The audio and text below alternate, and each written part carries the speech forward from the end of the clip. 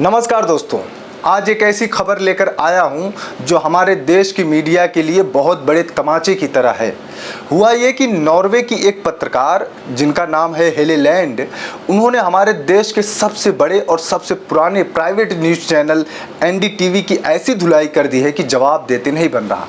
उन्होंने ट्विटर पर एक के बाद एक ऐसे तंज कसे हैं, ऐसे मज़ेदार तरीके से चुटकियाँ ली हैं कि पूरा देश आज एनडीटीवी की तरफ देख रहा है और कह रहा है कि साहब कुछ तो जवाब दो, कुछ तो बोलो। लेकिन जवाब कहाँ से आए जब आप खुद अपनी जुबान गिरवी रख दी। विदेशी पत्रकार आपको जुबान का इस्तेमाल करना कैसे सिखाए, चलिए सब कुछ विस्तार से समझते हैं दोस्तों। पहले तो ये बता दें कि हेले लैंड कौन है। इनको तो वैसे देश जानता है, लेकिन जो भूल गए हैं उनके लिए बता देते हैं कि ये वो पत्रकार हैं जिन्होंने हमारे प्रधानमंत्री नरेंद्र मोदी से एक सवाल पूछने की हिम्मत दिखा दी थी। बस यही सबसे बड़ा गुनाह हो गया। आपने प्रधानमंत्री जी से सवाल कैसे पूछ लिया? आप विदेशी हैं तो क्या हुआ, आपको सवाल पूछने का हक कैसे मिल गया? बस इसी के बाद हमारे देश का पूरा गोदी मीडिया इनके पीछे पड़ गया। हर चैनल इनको बुलाना चाहता था, हर एंकर इनसे बात करना चाहता था, लेकिन बात करने के लिए नहीं बल्कि सुनाने के लिए, बेइज्जत करने के लिए, नीचा दिखाने के लिए। एनडीटीवी भी उसी लाइन में लगा हुआ था। एनडीटीवी की एक एंकर ने हेले लैंड को इंटरव्यू के लिए बुलाया और वो पूरा इंटरव्यू ऐसा था जैसे ये इंटरव्यू ना होकर सार्वजनिक पिटाई हो, जैसे इनका मकसद पत्रकारिता ना होकर कमजोर करना हो। एक महिला सामने बैठी थी, दूसरी महिला बुला ली गई, बस लगातार दबाने वाले सवाल पूछे जा रहे थे। ये कैसी पत्रकारिता है दोस्तों? ये कैसा न्यूज़ चैनल है जो अपनी सरकार से एक सवाल नहीं पूछ सकता, लेकिन एक विदेशी पत्रकार को घंटों तक कोसता रहता है? बस तभी से हेले लैंड और एनडीटीवी की एक जंग चल रही है। आज भी चल रही है, कल भी चलेगी, और आज इस जंग में एक नया अध्याय जुड़ गया है। अब आते हैं आज की मुख्य कहानी पर कि आखिर हुआ क्या है।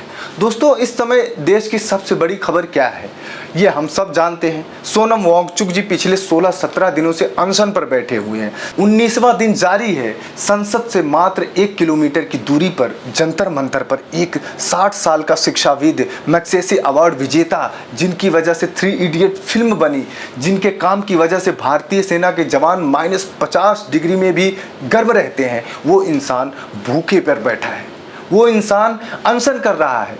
वजन 8.5 किलो के करीब गिर चुका है। तबीयत बहुत ख़राब है। अब सोचिए ये खबर कितनी बड़ी है। दुनिया के हर बड़े मीडिया चैनल के लिए ये पहले पन्ने की खबर होनी चाहिए थी। रॉयटर्स ने कवर किया, अल जजीरा ने कवर किया, बीबीसी ने कवर किया, अमेरिका के अखबारों में छपा, यूरोप के अखबारों में छपा, अफ्रीका तक की मीडिया में ये खबर पहुँच गई। लेकिन हमारे देश का मीडिया, हमारा अपना गोदी मीडिया बिल्कुल गायब।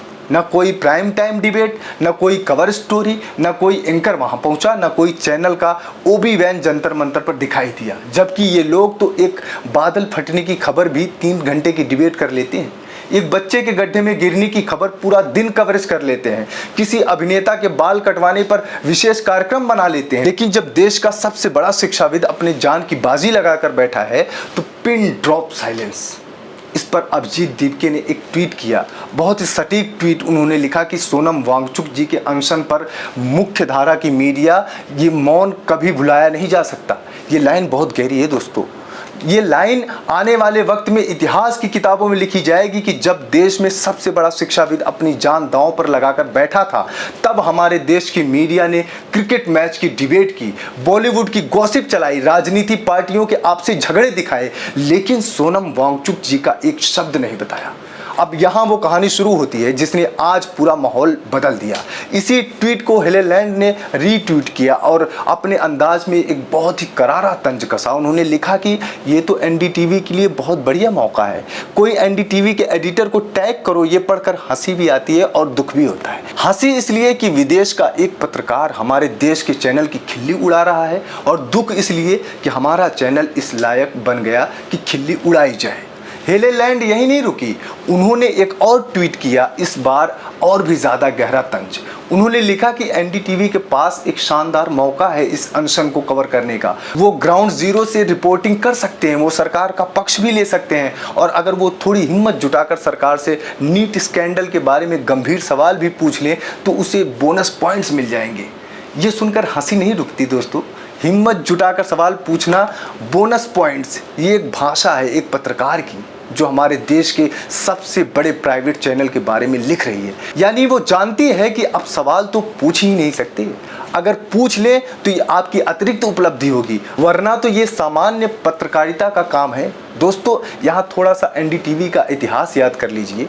ये वो चैनल है जो 80 के दशक में प्रणय रॉय, राधिका रॉय ने शुरू किया था। ये देश का सबसे पहला प्राइवेट न्यूज चैनल था। एक ज़माने में एनडीटीवी का नाम पत्रकारिता की मिसाल बन जाता था। बड़े बड़े एंकर यहाँ काम करते थे, बड़ी बड़ी बहसें होती थी, गंभीर सवाल पूछे जाते थे। सरकार चाहे कोई भी हो, एनडीटीवी अपने अंदाज में सवाल ज़रूर करता था।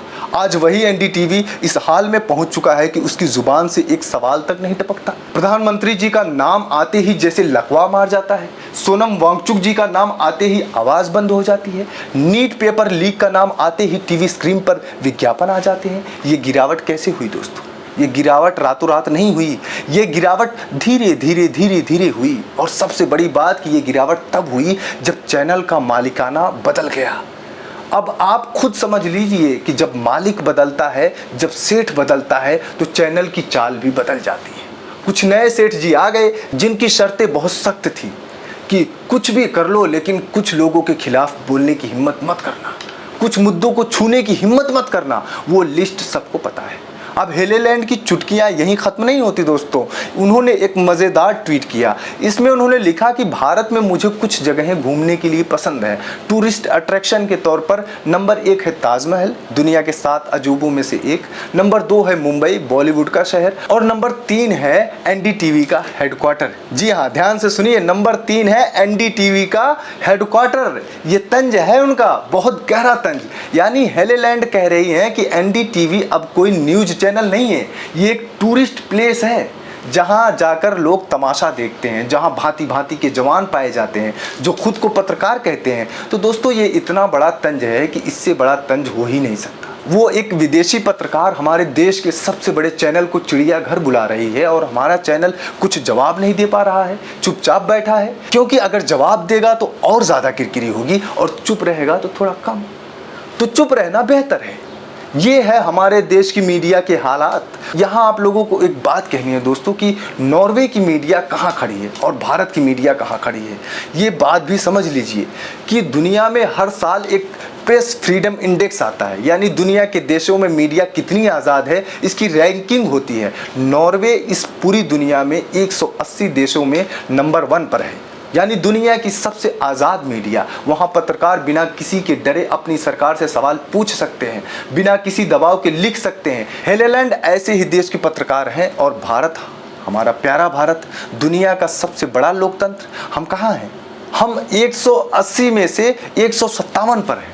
157, यानी हमारे नीचे बस 20-23 देश हैं। वो भी ज़्यादातर वो देश हैं जहां सैनिक शासन है, तानाशाही है, गृह युद्ध चल रहा है।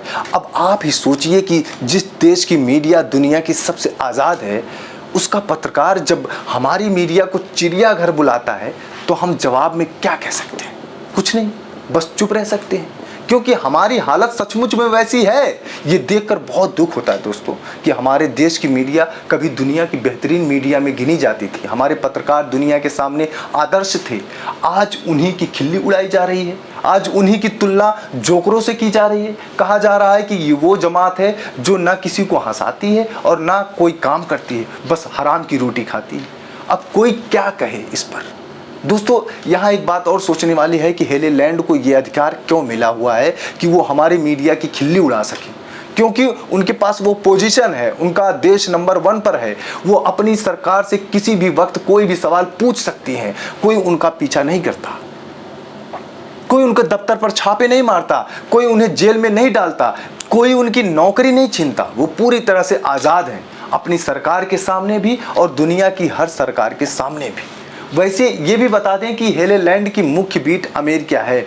वो अमेरिका में होने वाली घटनाओं को कवर करती हैं, अमेरिका सरकार के भीतर मामलों पर लिखती हैं। लेकिन बीच बीच में जब मौका मिलता है तो भारत की मीडिया पर भी तंज कस देती हैं, क्योंकि उनके लिए ये एक साइड टॉपिक है, एक मनोरंजन है। जबकि हमारे लिए ये हमारे लोकतंत्र की दुर्दशा है। दोस्तों, यहाँ एक बात याद रखिए, जब कोई विदेशी पत्रकार हमारी मीडिया की खिल्ली उड़ाता है ना, तो इसमें उस पत्रकार का दोष नहीं है, दोष हमारा है।